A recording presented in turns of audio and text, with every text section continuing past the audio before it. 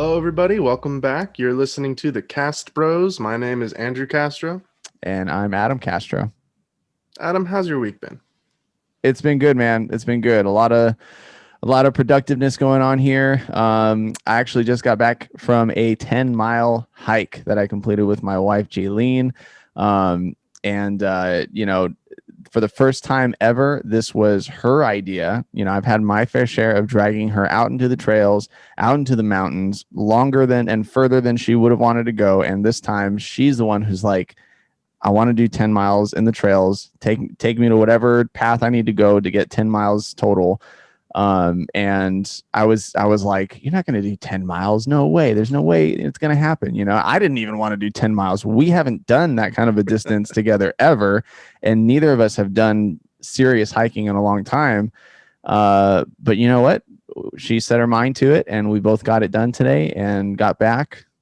We're both totally tired, but what I get from that is she's acquired the Castro stubbornness, because if you hadn't have said anything, she might not have made that 10 miles. But because you told her she couldn't, she wanted to prove you wrong. Yes, absolutely. This was the first time I ever told her that she couldn't do it, or that I didn't think that she would want to do it, or that she would. And sure enough, she proved me wrong and we got it done. So I was super proud of her, super, super proud of her. And honestly, like, when I've seen her overcome things like that, we learn about each other during that time. As a couple and as husband and wife, we learn from each other and we learn about each other.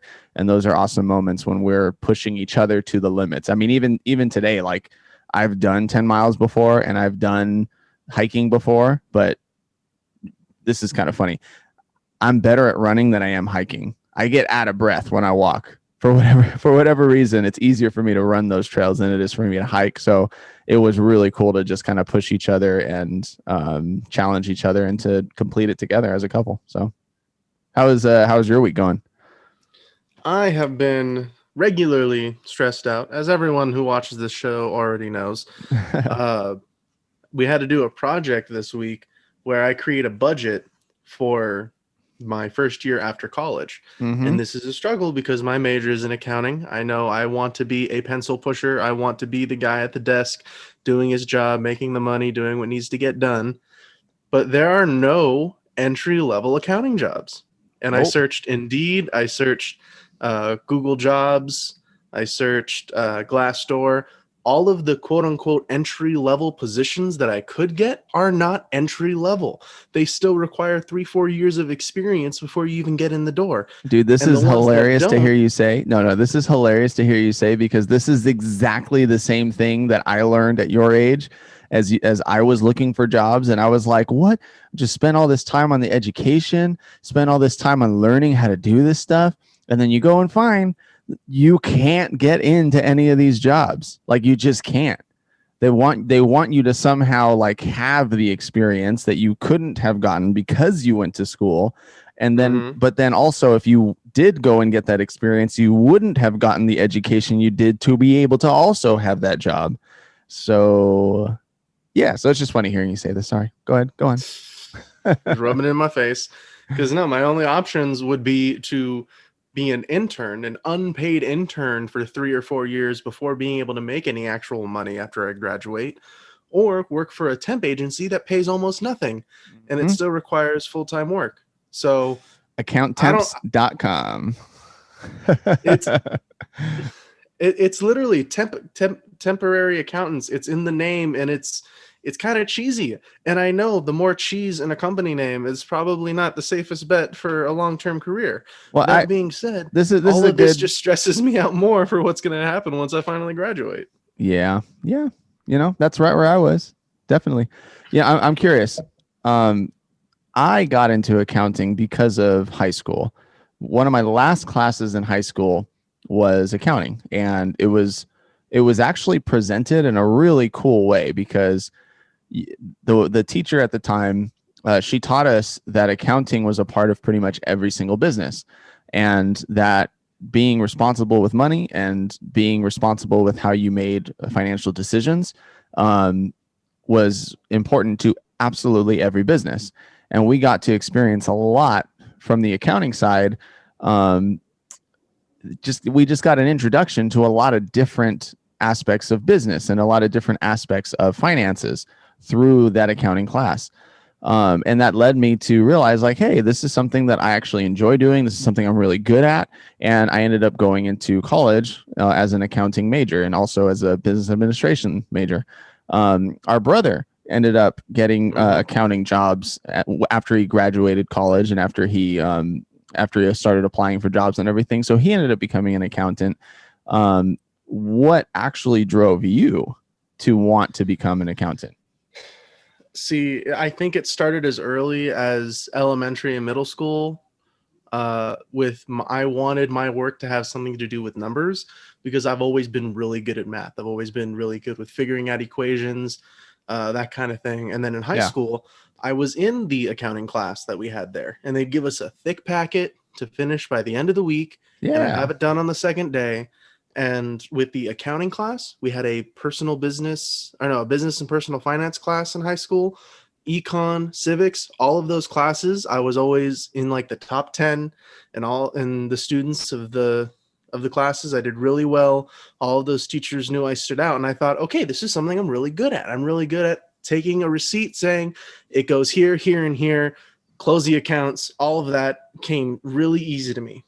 And then I started researching what kind of classes I would have to take in college. International finance, like I'm taking right now, international business, accounting, econ. Right now I'm in macroeconomics. All of it comes really easy to me in terms of people pay for what they want. If they don't want it, they won't pay for it.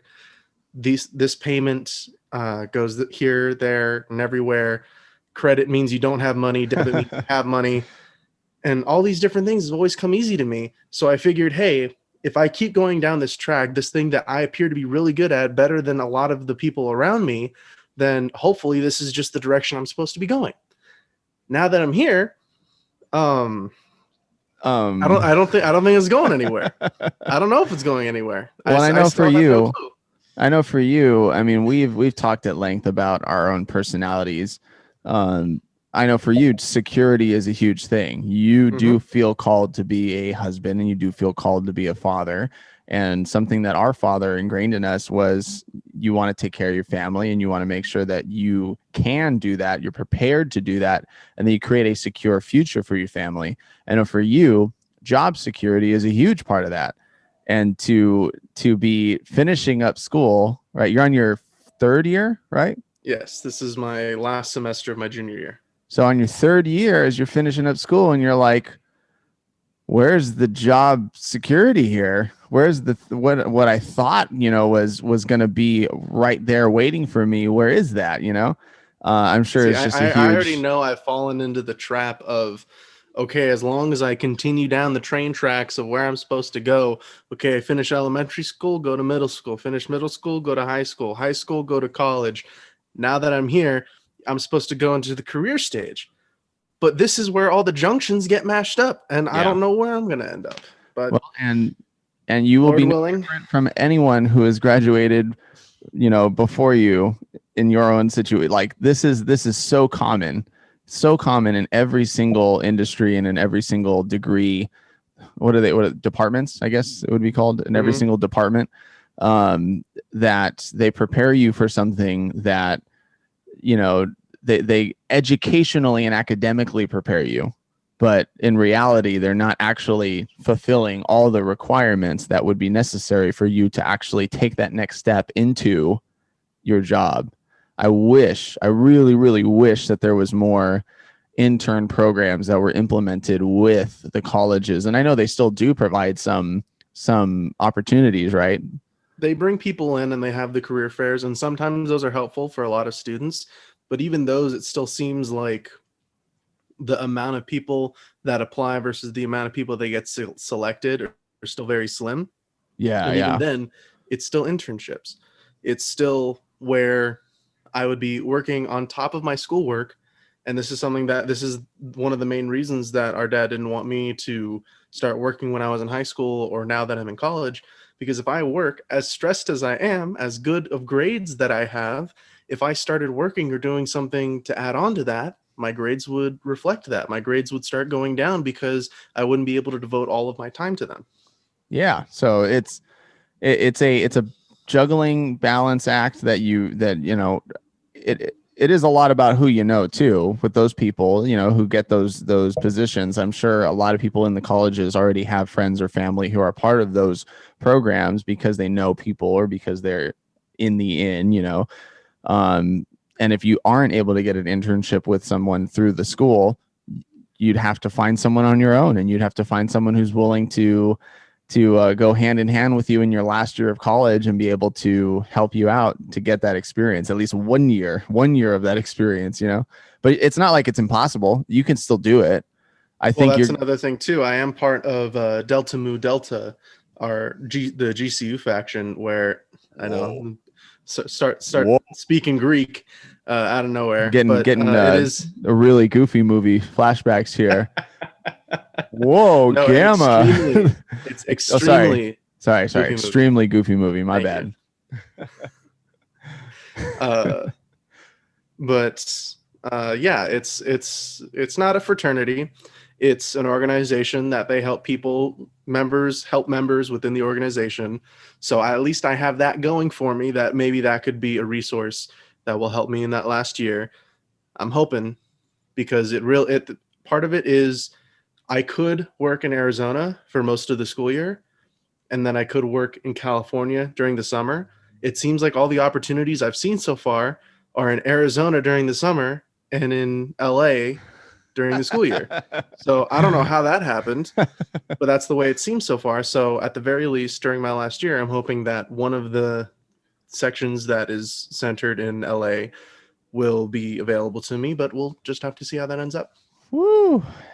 I'm excited to see what happens, because I remember what I thought was going to happen my first year of college, second year of college, third year of college, and how I kind of had mapped out what I wanted to do and what I planned on doing, and all of that just took every single turn that it could have taken to get me to where I am today. And I'm thankful for it. I really am. I still have degrees, and I still have options in front of me, and I still have different things that I can do with my life, and I get to choose now between whether I want to go with something in the department that I graduated in and the industry that I love, my passion, or with a different industry, other passions that I have. And it's fun. It's fun to know that you make decisions and you learn from things, and you're left with the outcomes. So Andrew, as you grow in that, we will stay tuned as to the developing story on that end. And Andrew may be a little bit more tired right now because we're starting a little bit later, and that's my fault. So if Andrew's sipping on that bang, I need to open my get into character juice a little earlier than normal. Yeah, if Andrew's sipping on that bang a little too much today, that's because I started our podcast a little late. But there's a good reason why, Andrew. There's a really good reason. Like I said, we went on that 10-mile hike, and I was pretty stinky after, and so I had to take a shower. And it was a perfect opportunity for me to test out my brand new product that I purchased. Now, let me tell you something, okay? Is this what I think it is? I am a sucker for marketing and a sucker for marketing tactics, okay? If you know me, you know that I've purchased Zero shoes, which are minimalist zero drop shoes, because the marketing guy on there, the owner, was just so persuasive and such a nice guy. And you are one of the most impressionable people I am. I mean, I'm the guy. He'll the MLM people love me and go on it. He'll just see someone going. I showed him a 5 Nights at Freddy's video from Markiplier, 4 minutes of it, and then suddenly he's watched every single theory video and every single gameplay of it. I am a bandwagon jumper. I love to jump on a bandwagon and understand things about these bandwagons, and just check them out and see if I like them. So yeah, and MLM people love me. Jaylene hates when we go into a store and someone starts up a conversation with me, because she knows that it's going to end up being some MLM conversation. Have you ever considered being your own boss and retiring at 40? And here I thought I was making a friend. Gosh. Anyways, I'm a sucker for marketing, right? Sucker for marketing. The Dr. Squatch ads, right? The guy's hilarious. I wanted to buy those glasses 1,000 times. Never did, but I wanted to buy those glasses 1,000 times. But this Dr. Squatch commercial, man, it got me. This is go. It got me. It reeled me in, right? I mean, you could not look at him and be like, get ready to step out of the shower feeling alive, you know? See, and it's like he's so vibrant, he's so energized. Yes. While he's rubbing soap on another man's chest, and it's not gay. It's just weird. It's hilarious, you know, and I had already wanted to buy the soaps, right? But then you know how he got me? Whew. They started selling deodorants, right? And Andrew, you know how I am when it comes to like deodorants and soaps and everything, right? I feel like every dude. I was so glad when we moved rooms to where I took Aaron's old room and he stayed in his, because his room would constantly smell like all the types of deodorant in the world meshed into one with bad cologne. What's that one that's made out of a Corvette or something? Mixed in there too. It was just all nasty smells coming out of his room. I like I said, I'm a bandwagon jumper. So anything I saw that was like the next best thing as far as colognes or deodorants or soaps, whatever, I would try it. And so I've tried all of the, you know, Old Spice, the new Old Spice, the Degrees, the Doves, the Axe, all of it, right? So there's one deodorant that I've used for many, many years, and it's worked for me, and it has smelled really good. I've heard from multiple people that it smells, you know, decent when I'm sweating and smells nice when I'm not, right? And that was the Degree Men's Cool Rush. Well, in this ad, in the Dr. Squatch ad, they start with the case of the Degree Cool Rush case, you know, the blue. It's so very distinctive, right? I felt called out, man. And he's all like, you think that your deodorant smells good? Your deodorant smells like trash. I was like, my deodorant? What? That's how they get you. What? That's how they get you. That's how they make I know, money. and I'm like, I know that's a marketing tactic. I know that my deodorant doesn't smell like trash. I know it, and yet I want to get your deodorant now.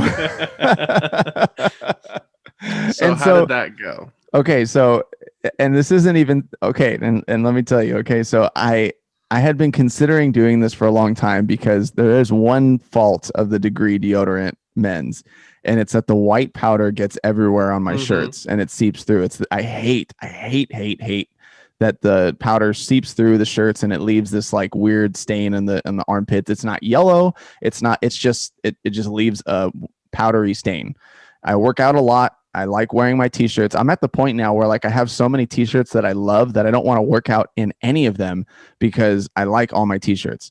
But anyway, so they're staining my t-shirts. So I'm in the market for a new deodorant. You just called out my deodorant. So I purchased some soap and I purchased a deodorant. Okay. All right. So Which ones? I got sucked in. So reading the descriptions and getting the sense, I'm very much so a cedar wood and sagey and like, you know, the wood foresty kind of smell. I don't like the citrus smells. I don't like smells are always the best, especially if you can get sandalwood, cedarwood, or just sawdust. Right. Exactly. So I like those kind of scents. I'm not too much into the what did I just say? The citrusy kind of sense, right? And I'm also not into like too much of the watery, you know, yeah, I'm not too much into that scent either. Like fresh is great, right? Ocean spring is one thing, but then like, you know, diving into the aquarium of the Pacific is another thing, you know? So, so anyways, I have one that's actually in the shower I'm currently using, and that one is the pine tar. I know that sounds off, and Jaylene even made fun of me. She's like, haha, like your pine tar fasciitis. No. Wait, what? Like my plantar fasciitis. My foot, yeah, pine tar, yeah. It was a low blow, but anyways, the other fragrance that I got. Okay. You can't blame me for taking jabs at you. You're just too easy. That's what that means. I am too easy. And the other one is the Alpine Sage. Look at that. Look at that. So good. I love this scent. You know, there's certain scents where you're just like, smells good. And this one does smell very good. I was even like, you know, I'm in the shower feeling alive when I was, you know, in the shower. Like the guy from the commercial? Like the guy from the commercial, right? So smells good, right? Jaylene hates it. Why? Jaylene hates the scent. She doesn't like it. She thinks it's too hippie. And I ordered the Alpine Sage deodorant, right? Here's the deodorant, right? It's one of those interesting new ways of deodorant, right? All that stuff. That's cool. You know, it's kind of cool. It's kind of weird. I don't know if I'm down with it, right? Look at that. It's kind of weird. Well, guess what? They didn't give me the Alpine Sage. They gave me the Bay Rum, and I hate that scent. So now I'm in the predicament of, well, pine tar is okay, and Alpine Sage I love, Jaylene hates, and the Bay Rum I hate and am not willing to try because they gave me the wrong one, and I'm going to go ask for the other one for them to send me the right one that I ordered. But Jaylene doesn't like the scent, so why am I even going to order it again? And so this... Maybe explain that to them and then order the smell that you have in the shower right now. Maybe. I don't know. Maybe. But so you want to know why I think this is particularly funny? Why? Because Stephanie a while ago sent me the commercial for Dr. Squatch, so making it sound as though she wanted me to buy it. And I don't know if it was for the scents. I don't know if she's looked at it before. I think a lot of it was because of it talks about, these harmful chemicals makes what it says. It ruins your skin. They mess up your chemical makeup. There was something else. Well, Andrew, I mean, you know, TMI maybe, but you have dealt with sensitive skin issues in the past, right? So this wasn't something that was, you know, far-fetched to send your way. It's a natural soap. It smells good. And it's like, you know, it's made for people who want to do good to their bodies and skin. But at the same time, it is a gimmick, and we all know it's a gimmick. But the marketing dude is just so good at his job, and it's not fair. Still do the same thing that our mother taught us way back when we run out of soap, and it's going to be a while before we go buy soap. There's a perfectly good hand soap on the sink, and it's all soap.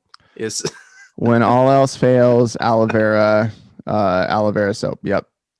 When all else fails. Yeah, and it didn't make me feel any better too. To go to the gym, and then I'm talking with the guys, right? And I was like, hey, you know, I have to admit that I got sucked in, and I ended up making a purchase with Dr. Squatch, right? And then the other guy was like, oh, dude, I was going to do that last night. And then my other friend was like, dude, I'm a subscriber. I've been subscribed for like 3 months. I was like, so it's not just me. It's not just you. And we all said it was the guy. We all said it was because of the guy. So God bless that man. He's so good at his job. What's the term? You can sell life insurance to a dead man? He could sell life insurance to a dead man. Yes. He could sell glasses to a blind man, and you know he's very good at his job. And it's not fair either to pick on men who struggle with finding that one fragrance, right? Because even when we found the one, it's still not the one when a better one comes along, right? Or when a new idea comes along. Because you know what I think he does in the commercials that is like kind of subliminal. He attacks our masculinity, but not in a way that offends us.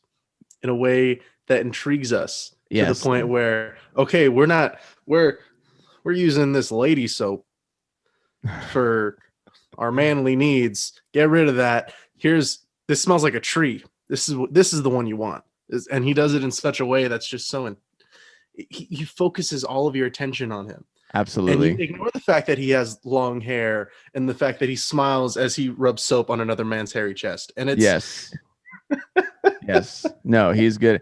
Do you remember what it was like to like search for your soap and deodorant? No. Like, what do you mean? That was like a young life crisis. That was like a okay. Well, maybe just for me then. Fine. I Fine. used whatever was in the cabinet. If it said shampoo, that's the one I used. Soap, I never really cared about soap. I've never cared about the particular smells, the particular chemicals, whatever. I use Dial that comes in like a pack of 20 from Walmart. That's the one I'm Well, using right now. okay, so we'll disclose this right now. Andrew, what are your go-tos for soap, shampoo / conditioner, and deodorant? Go.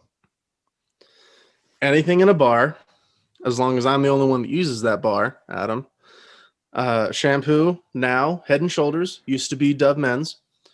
And for deodorant, Degree Men, but it used to be a combination of Old Spice and Axe. Axe ended up not doing anything for me, and Old Spice was good for a while, but it didn't help my perspiration. You would do them both at the same time, or you would switch They'd both be between. sitting on my bookcase, and whichever one I saw first that day. Okay. All right. Mine would have to be I like to switch between the Axe Apollo shampoo and conditioner and soap, or the Axe shampoo, conditioner, Apollo, and then the black soap. That's a really nice fragrance. They started putting the fragrances on the bottles now, and I love that because now you know exactly what's in what they're trying to go for, right? So the Apollo is like cedarwood and sage. Perfect mixture for someone like me. I love that mixture of scents. I haven't had any negative, reactions with my skin or anything. It's not too overpowering, the Axe effect, whatever. It's not too overpowering. And it's just a really good fragrance, really good smell. Like I said before, I would use the Degree Cool Rush. I also used to use the Old Spice Swagger as a deodorant. That's another really good fragrance. But I've recently been using the Tom's Mountain Spring, and they've actually done a good job with that, man. It's a more natural deodorant. It doesn't leave smears or smudges. It's not super hippie or anything like that, and it has a good scent to it. So, yeah, So you know what really turned me off to all Axe fragrances? Middle school locker rooms. That I used them. Well, not just that you use them, but like anyone who remembers middle school locker rooms around our age, I'd say in between our ages. You're 27, I'm 20. It would just get so full. It would be a dense fog of Axe spray. Okay, but that's and not. It'd be every scent imaginable, and that just ruined all of them for me. But that's not Axe's fault. I feel like during that time, there was just a widespread use of aerosol sprays that people would use to, instead of colognes, instead of deodorants, they would just use sprays. And you're hearing it here first, okay? We don't believe in aerosol sprays for fragrances, right? Right? No. We don't. That's not something that we would encourage people to use because it comes with that coffee kind of that, like it fills the air with that extra air, I guess, whatever it is that makes you cough and just like makes you sick even. It's not the just line the is fragrance. Like if you're in a bathroom and it needs something, that's understandable. If there's a dire need for that kind of supplementation, sure. But everyday life, if I'm about to leave the house, I'm not gonna grab an Axe can.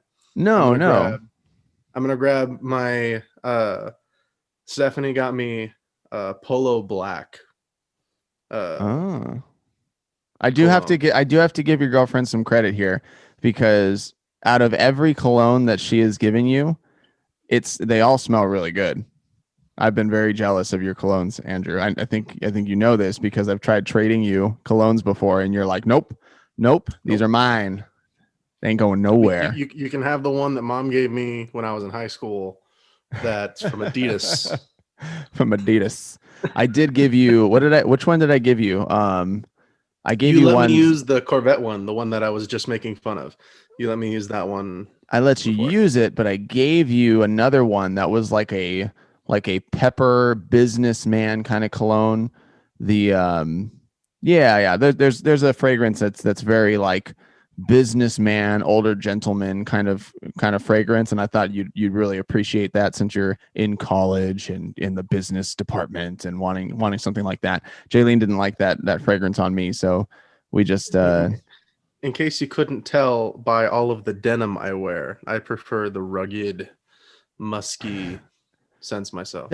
It was musky. It was yeah, it had a muskiness to it. It was very manly. It was very masculine, but a little too much masculine, you know. So yeah, anyways, I definitely do better with like fresh and fruity, you know. That's always been me. Yes, you do. Yes, there's no subliminal message to that.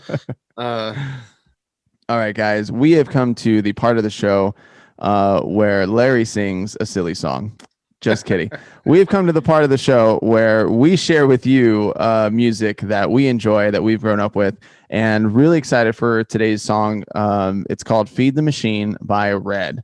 The reason why we're showing this song is because this last week was the 10-year anniversary of Until We Have Faces. Until We Have Faces, I think, is their third album. Is that their third album, Andrew? Because they had, I believe so. End of Silence. I would not be able to tell you. They've got End of Silence. They've got Innocence and Instinct. Sorry, and then they have Until We Have Faces. Yeah. So, Andrew, what is your introduction to Red? When did you first hear about Red? This is actually the kind of music you really like, right? Because this is 100% music that's too hard for you, like you don't like the screaming where you can't hear, and then there's music that's like, you know, like TFK, that's like just a little too soft now that we're older and need a little umph in our playlists. Red falls right in the middle, right? See, I wouldn't say it falls in the middle, but it is definitely a great representation of my taste in music. I think my first introduction to it was Sea of Faces, the song. Yes. But I'm trying to remember. Cutlass song. That's okay, Andrew. That's okay. Back up. Try to. Where's the why CD? Is their album called? Why is the album called that? Let me reference the CD I made you. Hold on. Oh no, Until We Have Faces. I got it right. I just got the name of the song wrong. Okay, yes. Until We Have Faces. But I'm trying to remember, did they ever play at Spirit West Coast? Yes, of course they played at Spirit West Coast. In fact, Spirit West Coast. I think that would have been my first time listening to them. Yeah, Spirit West Coast is actually the first time I saw them, and I don't think you were with us on that first trip. Nope. And that was in an RV. I totally remember getting their first CD, Trailer. End of Silence. No, it was in an RV. We had a friend, his name was Raul, and he had an RV, and he really wanted to go to this concert with us, and so he offered to take us in his RV. And this RV was not let's just say it wasn't a 5-star RV, but it got the job done. Okay, we got there, had a great time, and during this specific trip, and I remember because I remember sitting in the RV while I was listening to this album for the first time. While we were there, I saw Red for the first time, bought their CD. They had an amazing concert, got a guitar signed by these guys. And then on the drive home, listened to their full CD, and there at the time was nothing like Red's first album, End of Silence. And Andrew, you've heard the album, right? Yes. At the time, dude, I completely understand. This was like if a band came out and their first album sounded like Skillet Comatose. That's what Red's first album sounded like. Like it, and it even kind of topped. I would even say it almost topped Skillet's Comatose album, and it was their first album, and already right off the bat, amazing sound. So that was the first time I ever heard of them and saw them was at a Spirit West Coast. So you had to have seen them at least at one of them. I was trying to remember because I know that's where it was either a CD made by you, put into my MP3 player, or Spirit West Coast, where would have been my first introduction to a lot of the bands that I listened to growing up. Right. Red in particular, I think, was one of those where I had to kind of get into it a little bit because, again, I started with TFK, Hawk Nelson, Reliant K, Stellar Cart, Stephen Curtis Chapman. Yeah. Mellow sounds. I had to kind of get into Red, but once I was in, I was in. No questions after that. I mean, if you look at the CDs that I made you, right, it was that kind of progression. It was like Stephen Curtis Chapman, Chris Tomlin, Jeremy Camp, going into the Hawk Nelson, Reliant K, Stellar Cart, going into the TFK, Skillet, Pillar, going into eventually something like Red. And what would be your favorite songs now that you can look back and say, like, I'm so glad that I was introduced to them. I love my brother for showing me these songs. I know Perfect Life. From Release the Panic, 2013. Release the Panic. Death of Me. Yeah, that was from Innocence and Instinct, their 2009 album. I know Innocence and Instinct is my favorite album. I know that. Mine too. Great album that followed their first album. And I'm trying to think, unless I didn't already list it, the song where the interlude is just him screaming Innocence. I'll look it up. It's obviously in that album, but I believe that's Fight Inside. I think that's Fight Inside. No, Confession. What's Inside My Head. That was my all-time favorite song. Oh, great song. Why is that your favorite song? I think, and this is I've especially these last couple of episodes, I've been talking about how stressed out I am all the time. I've always found myself a lot in my own head, and that song was talking about confessing all of these things going on inside your head, all these things, all this pressure that's building up, wanting to be innocent in those thoughts, that kind of thing. It's very much an emotionally outbursty kind of song, and that just resonated with me a lot. And funny thing with this is I didn't find out or I didn't remember that I found out until a year after me and Stephanie got together that Stephanie listened to Red. And I think I posted it somewhere that I was listening to Red, and she messages me, "You listen to Red? We've been dating how long? And you don't know this?" And one of our first conversations was how we both like Skillet. Our first conversations ever was that we both like Skillet.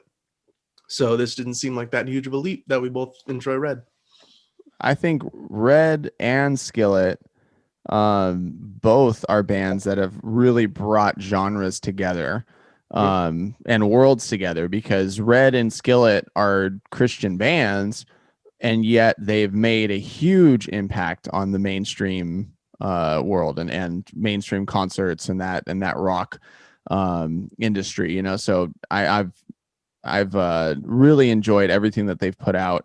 There have been some albums that I didn't necessarily agree with the direction that they went, but nobody can knock how amazing their production has been, how amazing their lyrics are. And so with this being the 10-year anniversary of Until We Have Faces, it's really interesting because the cover of that album is a face that's in this. They made the picture by having like a red screen and having someone's face go through that red screen, the fabric. And so that's like they don't have a face. You just kind of see a face, and that's it. And, you know, with everything going on with COVID-19 and having to wear masks and everything, the theme is basically until we have faces, because right now we're faceless, we're all wearing these masks and everything. Like it's a really interesting theme that the album was going through and we're going through right now. But we're going to show for you today a song called Feed the Machine, which has a very well-produced video that comes along with the song. So if you are a listener, you might want to jump onto YouTube and go to our channel, The Cash Bros. You can find that actually on our website, www.thecashbros.com, just to make it easy. Or if you go below in the show notes, it says, click here to watch this episode. You can do that because this is an amazing video. It's an amazing song, and you're definitely going to want to see it. So again, here is Feed the Machine by Red. Oh, I almost forgot about these. It's a whole cinematic experience. Oh, yeah. Hearing the droplets fall. They're in a sewer.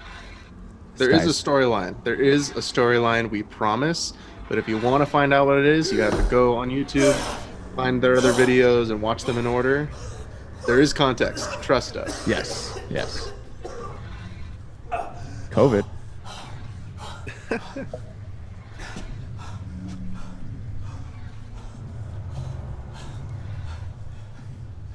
Hello? Hello? He's getting injected with that vaccine. I asked you first.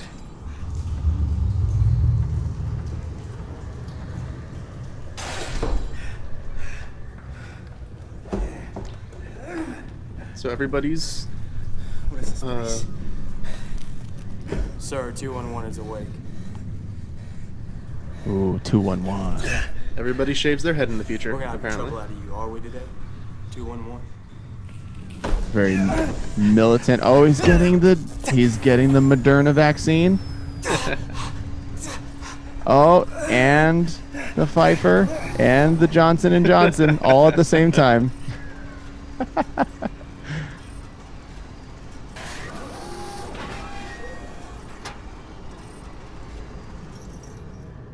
And he's now been mind controlled.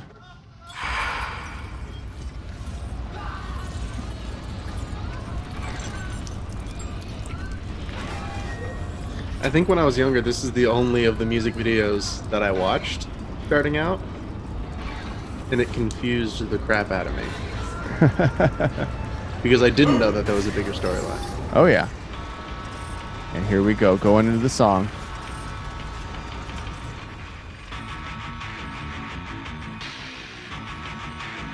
This is also when they started becoming a lot more showy with their live shows, too. I can imagine.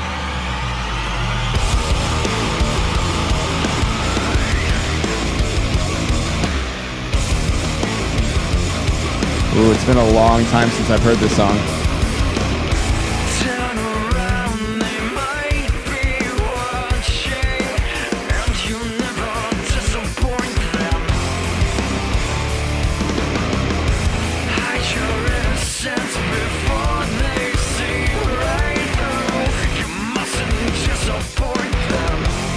Ooh, that's a good line.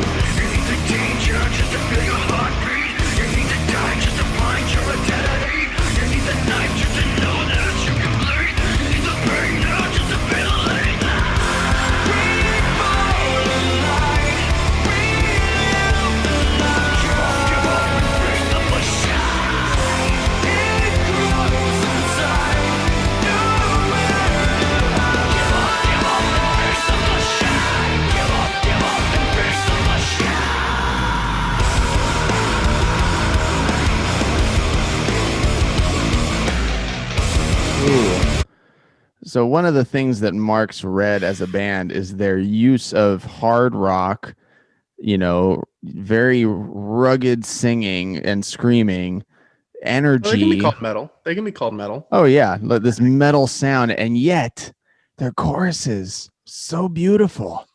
His voice is so, you know, it locks in with this more mature, like it just sounds great and cinematic. It actually sounds pretty cinematic too.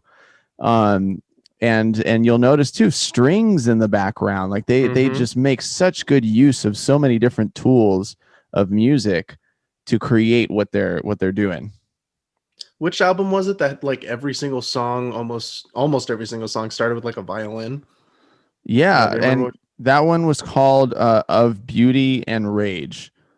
They do a great job of inserting those strings and yet not making the song completely about the strings. And in that album, it was almost like the whole album was meant to be in a movie. It was meant for certain scenes of different movies. Even songs like Breathe Into Me, that song started out with violin parts and strings in the background, a grand piano in the middle of the song. Yeah. And they've always had that balance there. And even in songs like this, it's definitely leaning more towards the guitars and the drums and everything rather than those strings. They've always kind of played with how much of everything they throw in. So, in a song like this, I feel like they've got that perfect balance. And I've said it before, I don't like screamo because I appreciate being able to understand what they're saying. Red screams. I wouldn't call it screamo. And it's always to emphasize the words they're already saying. It's not like they're belting out the entire time. You can still understand what they're saying. They're still saying something, and it's not just white noise. Yeah, agreed. All right, let's keep watching.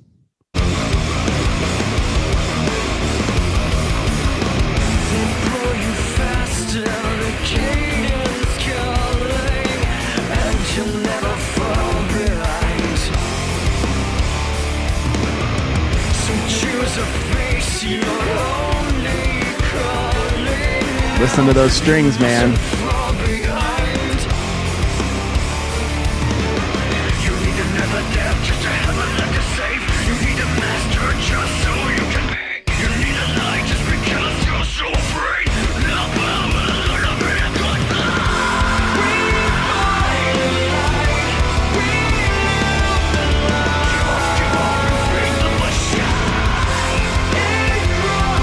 Such a great chorus. It's all just blends so well.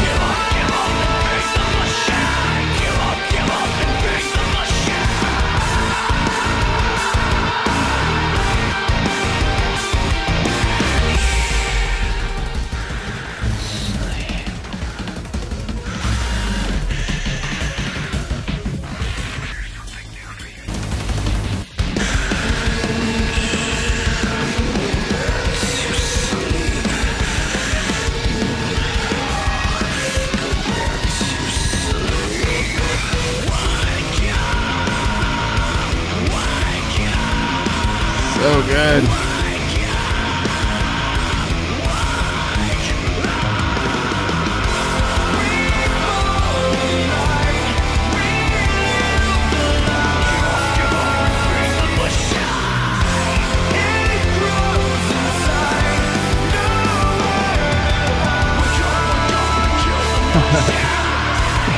Do I know you? Do you riot much in these parts? This is the final lap of a mile. Pushing through the pain. Wake up. Keep it going. Yeah.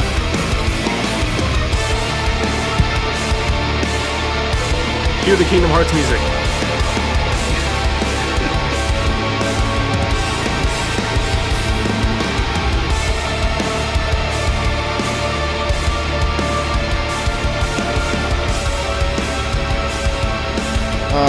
Look at the beauty right now, the beautiful music.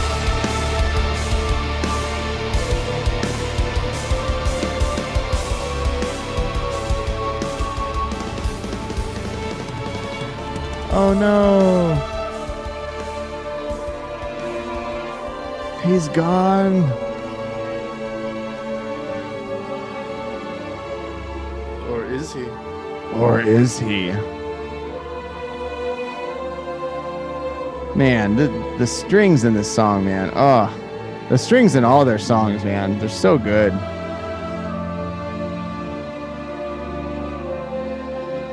And no, this wasn't just added in for the video. This No, is yeah. the actual song.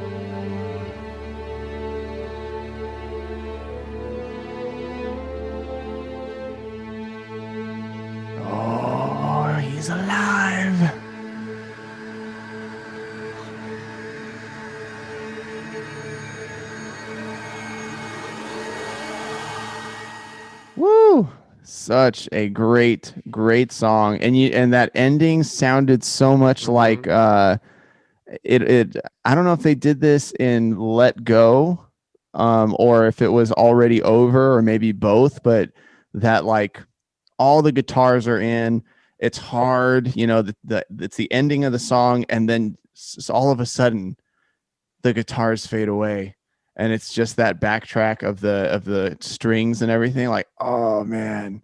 And you can just get a glimpse of that beauty that was going on with everything in the mix, Oh, they're so good at that, man. Beautiful. Beautiful stuff. And the song itself, the lyrics, let's dive into that a little bit. The chorus saying, "Feed the machine." Andrew, what machine do you think they're talking about? See, it could And be what are they feeding it? The societal machine, the government machine. And are they feeding it vegan Impossible Burgers, or do you think they're feeding it meat? Meat, absolutely. And here's why. People submitting, like, give up, and feed the machine. Give up on your ambitions, give up the parts of who you are. And this was beautiful imagery through the form of the music video. Give up, submit to these overwhelming powers, go through the machine and become one of us. Submit to the powers that be, and give into what everyone else is telling you to do. Give up, and feed the machine. Look around, they might be watching. Yeah. You never disappoint them. You don't want to disappoint them. It's a very clear picture of nonconformists ideology, which is something that we're called to be. We're called to be nonconformists, not to give in to what the world tells us to be. And this is something that we would encourage in most scenarios. Don't do what everyone else is doing just because everyone else is doing it, just because everyone's telling you that this is what you're supposed to be doing. And then even I'm gonna jump forward here when it's just before the bridge, where he starts telling the audience to sleep, to give in, to sleep, to calm down. And we're seeing more and more people being thrown into the machine. Wake up. Yeah. Everyone who's getting lulled into going into the machine, not just giving up, not just submitting, but being numbed to their own ambitions, to their own innocence, falling asleep and going through life, sleepwalking. Wake up. Well, and there's a little line in there that I don't know if this is in lyrics or not. I know back in the day when I used to look this up, the lyrics were there, but there's a small little whisper that happens right before the wake up lines, right? So it goes from give up, right? Give up and feed the machine. Give up, feed the machine. Just give in to what everyone's doing and what they want you to do. And right before, in that bridge, he says his little whisper, and the whisper says, "There's something new for you to steal. There's something new for you to steal." And I always thought that was like being told to the person, right? But I think that's actually like, hey, no, go to sleep, telling this person over here, go to sleep, and then being over here and saying, there's something new for you to steal, Here's someone new for you to steal, stealing their ambition, stealing their future, stealing their will, basically. And so when it goes into the wake up, it's like, no, don't let them steal you away. Don't let them take from you. Wake up, and kill the machine. Kill that legacy, kill that direction. And you could see that as a repentance from the world. You can see that as turning away from the world or the things of the world. You can see that as just, hey, turn away from the dogma of doing what everybody else is doing.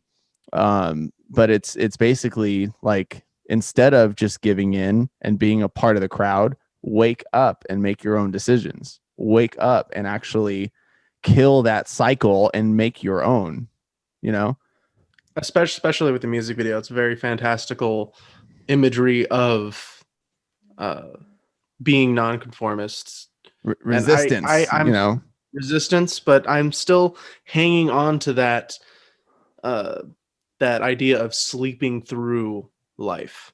that Mm. maybe like it's not enough for them to tell you to give up. They want your complete submission, not necessarily because you're actively submitting, but because you have no other choice, or you're so numb to your own innocence, to your own ambitions, that you're letting all of this happen. Yeah. Yeah.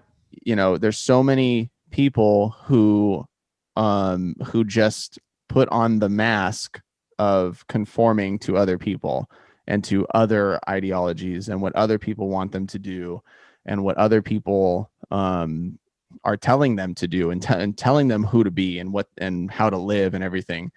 And this song is just an outcry and a non-conformity and a resistance to that, saying no, wake up, kill that machine. Don't feed into it. The more people who feed into it, the stronger it gets, you know? And so in order to kill it, it starts with you waking up, and it starts with you helping other people to wake up and to say no. So yeah, great song by Red, Feed the Machine, from their album Until We Have Faces that came out 2011, 10 years ago, 10-year anniversary. And you know, I don't think I put this album in their like top 3, but I definitely loved this album and definitely loved this song from that album. See, then you raised the question, of course, what is your top 3 then? Well, number 1 for sure is Innocence and Instinct. I think that they matured from End of Silence, and they added so many different themes from that album and just did an amazing job with it. So of course, number 1, Innocence and Instinct. We'll probably do a song from them, from that album in the future. Number 2 has to be End of Silence, because again, there was nothing like it when it came out. And you got to understand too, like that was the goal as a new band and as an artist, to come out with an album that was like Red coming out with End of Silence. Like they didn't come out with a subpar first album. It wasn't like, oh, that's their first album, of course it's going to sound, whatever. Like, no, they came in and they're like, we are here and we are part of the top Christian rock albums of almost all time. That End of Silence is such an inspirational album to so many people. And, I even fight with, is that my number 1 or not? But I'll put it at number 2, just because I think Innocence and Instinct was that much of a build upon that kind of an album. And number 2, End of Silence. And number 3, man. Oh, number 3. I'm gonna have to say my number 3 would be their newest album, actually. Really? Declaration. Yeah. Really? I'm gonna have to say that. Release the Panic was a great album. Release the Panic was a great album. But I think I only loved a handful of those songs. And like I said, Of Beauty and Rage was a different direction for me. I loved the album, but I don't think that I connected with it as well. Gone for me flew over my head a little bit. Gone for me was an album that came out and I just didn't spend a lot of time listening to it. So I didn't really connect with any of the songs. But Declaration, man, it's a very raw and it's a very aggressive album. And I loved hearing that from them going into 2020. So I'm going to say Innocence and Instinct, End of Silence, and Declaration. What about you? See, I'm going to have to agree with you on Innocence and Instinct again, because my favorite song from theirs of all time is Confession, What's Inside My Head. And I do like a lot of the songs from that album, including, got to pull it up right now, Death of Me, Fight Inside, Mystery of You, Shadows. Mystery of You, man. I think Start Again, but I haven't heard it in so long I wouldn't be able to tell you. My second is, and maybe this makes me a conformist, Release the Panic. I really, even just that song, I do really like it. And I assume, rather than you said that there were only a handful you like from there. I do like most of the songs from Release the Panic. And then number 3 would have to be End of Silence. Okay. Because you can't have any top whatever without putting End of Silence, because of Breathe Into Me. Already Over, such a beautiful song, Already Over Part 2 kind of confused me because I didn't know there was a Part 2 until years after I heard the first one. It's all beautiful, beautiful sounds. And Hide, it's and that's a weird thing Break for Me me to Down. say about a metal band. To say that they have beautiful music Yeah. and all of that, with all of what that entails, it's beautiful and it's metal, it's engaging, it's raging, it's emotional, passionate, and it's in some cases it's angry, but it's still beautiful every Yeah. single time. It's like that album of Beauty and of Beauty and Rage, it's Yeah. that describes Red completely. It's a band that knows how to play with beauty and rage all at the same time, and they tackle topics that are like, beauty and rage, innocence and instinct, the And scream one thing too, and silence. I've seen people react to Red videos who they'll be atheists and they'll say, "Oh, I'm going to listen to a Christian metal band," and already they have that idea that it's not going to be as hard, it's not going to be as engaging or as good as what they would expect from a uh, non-descriptive metal band or someone who just claims to be a heavy metal band. They Right. listen to it and they say, "What's the difference? This is just amazing." And to most people, and I've had this experience a lot when I talked about people about Christian artists, that they don't know they're Christian artists. They know them as, "Oh, that's the one that doesn't cuss." Yeah. That's the only thing that people seem to consistently get right. They say, "Oh, that person doesn't cuss." Okay, so that's what sets them apart. I would see there's been some people I've noticed who have said that they appreciate the faith-based lyrics from a lot of the Christian bands, and they do also appreciate that a lot of them don't have faith-based lyrics in some of their music. But I think overall, like I said, bands like Skillet and Red, they unite different genres and different worlds, both the Christian and the secular, because no matter how you look at it, it's really good production and really good music, to where anybody could just like sit back in their chair and go, wow, great job with what you did there, See, but this is the beauty of, it's not just great Christian music. It's not just great Right. Christian metal or Christian rock. It's great music.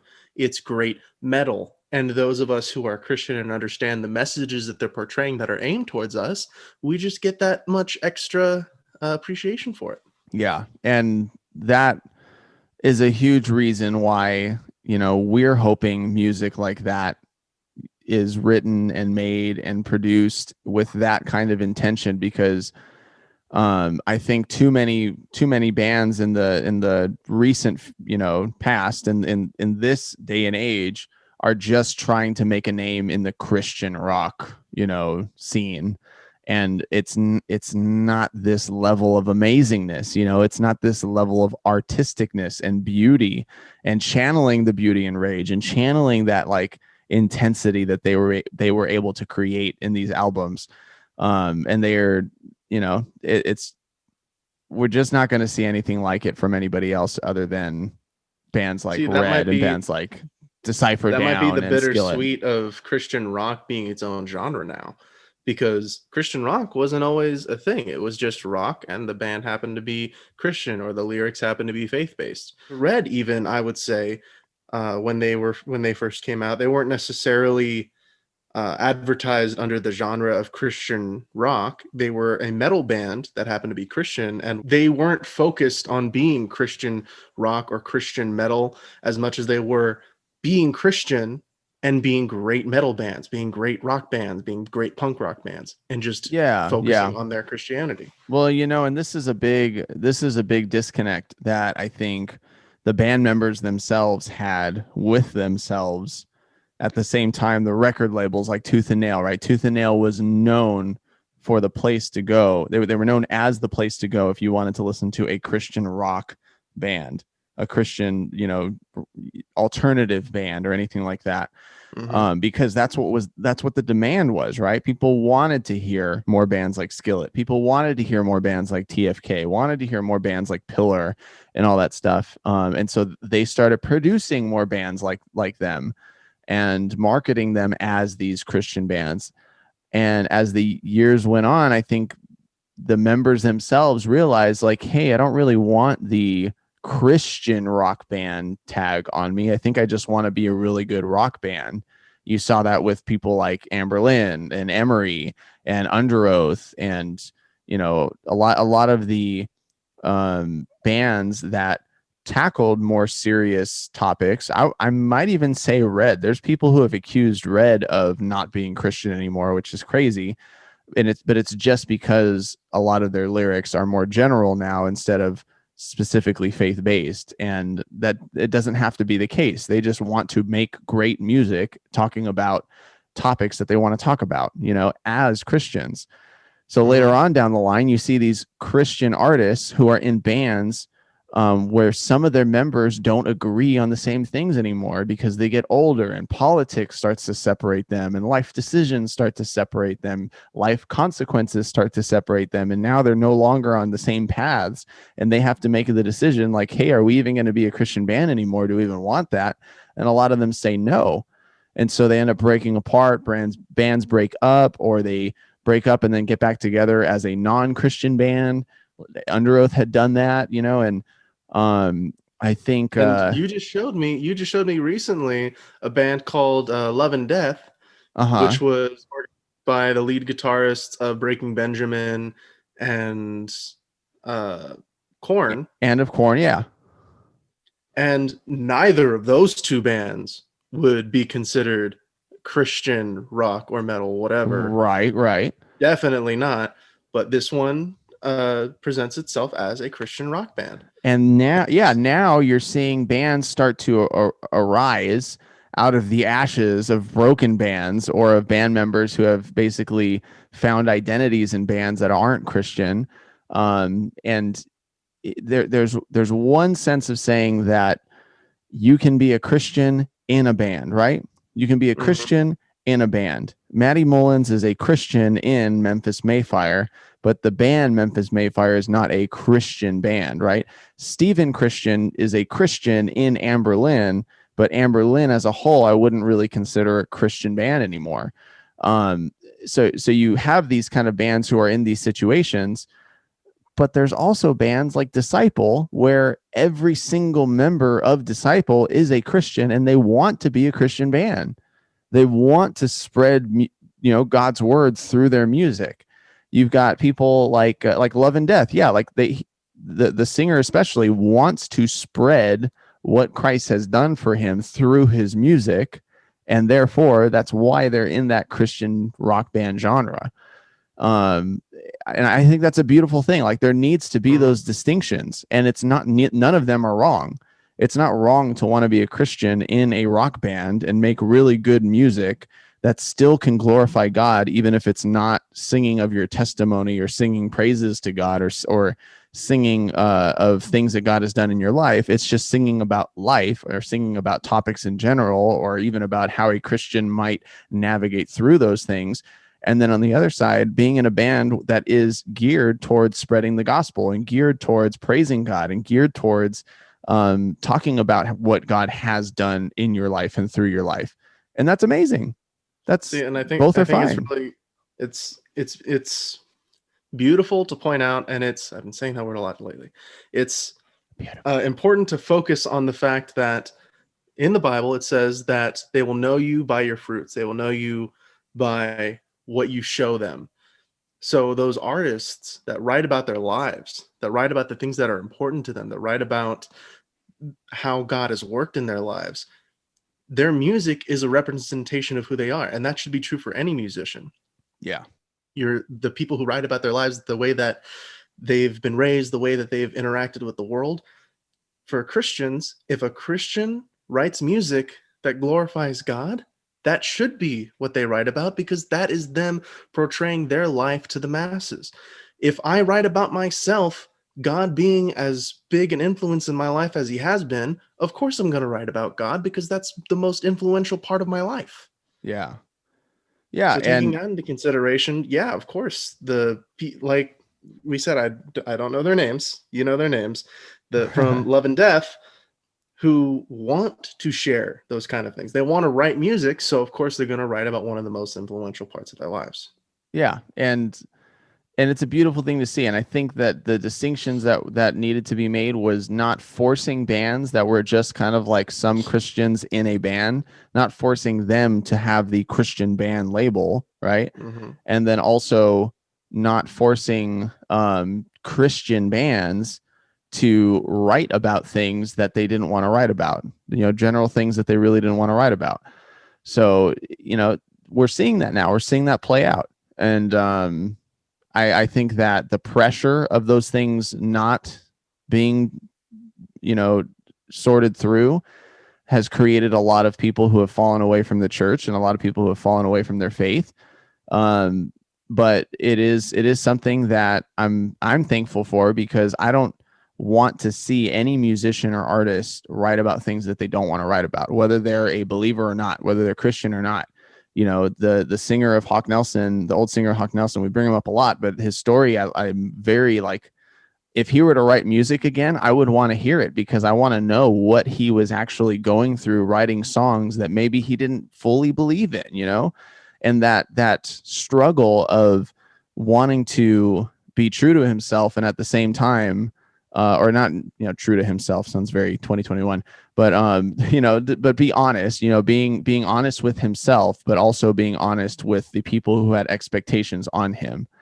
It's all interesting stuff. It And wouldn't that's a be struggle that we saw with John Cooper, when people were saying that Skillet became too radio friendly, and then he started his own project. I forgot what it was called. It was called Fight the Fury. Yeah.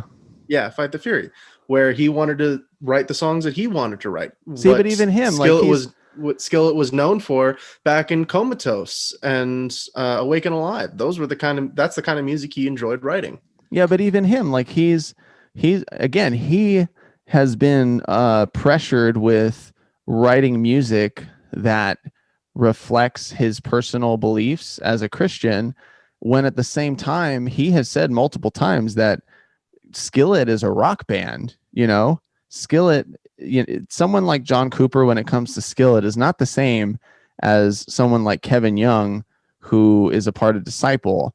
Because, and not to say that either one is bad, and I actually had this conversation with Jaylene a long time ago, like, someone like John Cooper is able to speak to people in the world and say that, hey, I've been seeing a lot of these things in the world, and this is what I think about from the Bible about these things in the world. And he's able to communicate that through his podcast, the Cooper Stuff podcast, and say, like, hey, I've been watching a lot of these things that are in the world, and it reminds me of these things in the Bible. So let's talk about that, right? Whereas someone like Kevin Young, he's someone who's like, hey, I've been reading a lot of these things in the Bible, and it's been reminding me of some of these things that have been happening out in the world. Not that, and it's not that either one are wrong. It really isn't. Both are really important. We need both of those perspectives as believers, Mm-hmm. And where Kevin Young might say, and so when I write music, because I've been reading a lot of this stuff in the Bible, and I see some of it happening in the world, when I write music, I'm going to make sure that I tackle some of these topics, and I use my band as a ministry to do that, Whereas I think John Cooper, his goal is a little bit more like, hey, I see all these things going on in the world, and I know they need Jesus. And so I'm going to make sure that I write some really good music, and rock some people's faces off. Here he says, we're going to rock your face off, and make sure I point them towards the Bible and point them towards Jesus, because that's where they're going to find their answers. It's not that he's not speaking the Bible in his songs, but he is pointing towards Jesus. Whereas Disciple speaks the Bible in his songs, But that was one of the most amazing things, and one of the things I really appreciated about early Skillet in Comatose and Awaken Alive and all of that, was because it reached non-believers. It reached people who didn't know anything about the Bible. I'd hear someone listening to Monster in the courtyard in high school, and I'd be like, you listen to Skillet? Yeah. Like, are you Christian? No. Well, do you know what that song means? And it opens up ministry that way, even if it just leads them to listen to it in front of another Christian who's able to tell them, hey, this is what that means, in case you didn't know. And even if that's not the case, even if that's not the direction they go, they're introduced to it. Yeah. That's one of the things I appreciated from earlier. But that's amazing. That's a great thing. And on the disciple side of things too, like to be bold for Christ and to hear those lyrics, especially as a believer, to hear lyrics that say things like, though my sins may be as scarlet and though my hands have been an enemy of God, and though my heart has played the harlot, you have given me more than I deserve because you washed my sins as white as snow. Like lyrics like that are so spiritually grounding, that put us in our place, songs like Radical that are like, till the day I die, I'll be a radical, with my heart and with my soul, to the day I die, I'll be a radical. Those are songs that get Christians pumped up to be bold for Christ. And both of them are great. Like both of them are great perspectives to have in our lives. So like to lump them together, and say that they're the same thing, I think is what Christian record labels would try to do, and that's just not what the case is. So it's good to have these distinctions and to be able to say like, okay, that's why, and that might not even be fully why both, and this is all just generalization, right? I'm not saying I know exactly why they do what they do, but there is a difference. I can see some sort of a difference between those two directions, and neither one is wrong. Neither one at all is wrong. So in the Christian music industry, I think that people need to like know why they're doing what they're doing. If it is just to make really good music and be a Christian while they're making really good music, that's perfectly fine. I think that they'll be able to navigate through the struggle of making sure that they are still keeping their integrity as a Christian while they make that good music. While other bands that might say like, hey, I'm going to write music that is Christian, that is as a ministry that reaches out and preaches the gospel through those songs, that they will keep the integrity of also being a good band, also making great music at the same time, See, and that's the real struggle that I admire for all bands who have Christian messages, or Christian bands, however they choose to label themselves, that I appreciate the fact that a lot of them do maintain that integrity, and they maintain that they are glorifying God in their music. And it's that distinction. Are you glorifying God, or are you glorifying yourself? Are you glorifying yourself and your abilities when in fact that gift was given to you by God? And that's a very important distinction to make. And we're not going to throw any bands under the bus or anything, but when that doesn't happen, no, beep. When that doesn't happen, it ends up as trash, and we hear it and we know it's trash, like, not going to throw any bands under the bus, but there have been bands that have written music, they were trying too hard, or they threw in the whole, like that band a few years ago, Abeo, Downcast, ooh, ouch. Ooh, ouch. Yeah, exactly. Heart's Remedy. Trying too hard. And it comes out as I just took a jab at Adam. Those are his bands from high school and college. I know, same band, all just different names. Just kidding. Bands that were trying too hard and forcing things that shouldn't have been. And then you've got other bands that were Christian, and yet at the same time they were writing music that had messages that weren't Christian. And you're just like, huh? Like, what's going on here? There's a disconnect going on. So, hopefully everyone's a little more honest. I think this whole pandemic has helped a lot of people to be like, hey, there's less, we're not out with our fans anymore. And we're not able to do shows and everything. So since we may not even have a band anyways, I think a lot of people have been encouraged to be more honest with their intentions and who they are and why they are and what they believe. The politics of this last year have brought everybody's beliefs out into the open. People have been fired from bands. People have been let go of bands, and people have decided to not work with other people because of their political beliefs or because of them and their religious beliefs and everything. So, this has been a great leveler for the music industry as a whole, and we'll see what happens on the other side of it. In case our listeners are wondering why our music and biblical sections always take the longest in our podcasts, this is what we're passionate about. If we were to choose one topic out of all the things we talk about on this podcast, it would be God and music. Absolutely. Anyway, 100%. Yeah. Well, here's the question of the podcast, Andrew. Who are you rooting for in the Super Bowl? we actually had this conversation in my international finance class, and it was very clear that the teacher was biased. And I even called her out on it, and I said, "Is this how you're choosing your new favorite students in the class?" And she didn't say no. You could see her visibly. I don't care. Adam knows this. Stephanie knows this, and I know you're watching. Love you, babe. I don't watch sports. And the only sports I do kind of watch is MMA, and it's on a fight-to-fight basis. I do not follow anyone. I do not care. I know maybe 2 names in MMA. Everything else is white noise to me. I just say, guy in red's going to win. If he doesn't, oh well. Yeah, Elijah, I'm sorry, but I don't care either. I don't watch the sports. I don't follow them. We've never been sport, and our dad probably, doesn't resent us for it, but I'm sure he wishes that we were a little bit more, sports orientated, because if we wishes were, we were in sports. He doesn't wish we watched sports because dad doesn't watch sports. No, but I think that if we did, that he probably would too, yeah, we don't care. We don't watch it. We don't follow it. Our dad grew up playing video games with us, like Call of Duty and Killzone. So yeah. I think I've got some rules. Memories.